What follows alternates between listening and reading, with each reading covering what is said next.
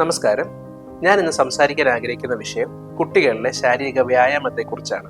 ഇത് അവരുടെ ശാരീരികവും മാനസികവുമായ ആരോഗ്യത്തിന് എത്രത്തോളം അനിവാര്യമാണെന്ന് നമ്മൾ തിരിച്ചറിയേണ്ടതുണ്ട്.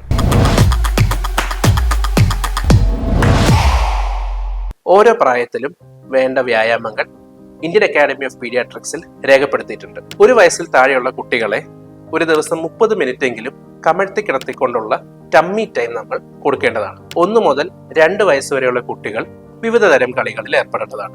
3 മുതൽ 5 വയസ്സ് വരെയുള്ള കുട്ടികൾ ഒരു ദിവസം 3 മണിക്കൂറെങ്കിലും വിവിധ തരം കായിക വിനോദങ്ങളിൽ ഏർപ്പെടേണ്ടതാണ്. അതിൽ തന്നെ 60 മിനിറ്റെങ്കിലും severe intensity exercises like dancing, cycling, swimming മുതലായവ ചെയ്യേണ്ടതാണ്.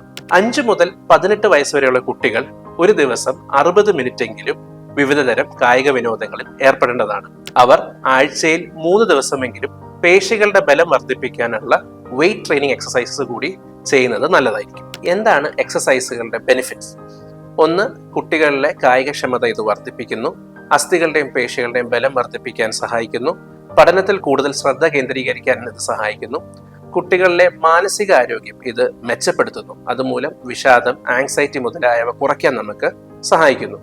ഭാവിയിൽ ഉണ്ടായേക്കാവുന്ന രക്തസമ്മർദ്ദം, പ്രമേഹം, ഹൃദ്രോഗം, സ്ട്രോക്ക് മുതലായവയുടെ സാധ്യത ഇത് കുറയ്ക്കുന്നു. സാമൂഹിക കഴിവുകൾ like leadership qualities, team work, സഹകരണം മുതലായവ ഇത് വർദ്ധിപ്പിക്കുകയും അത് പരിപോഷിപ്പിക്കുകയും ചെയ്യുന്നു. ചുരുക്കത്തിൽ പറയുകയാണെങ്കിൽ ഒരു കുട്ടിക്ക് നമുക്ക് നൽകാവുന്ന ഏറ്റവും വലിയ സമ്പാദ്യം ആരോഗ്യമുള്ള ഒരു ശരീരവും ആരോഗ്യമുള്ള ഒരു മനസ്സുമാണ്.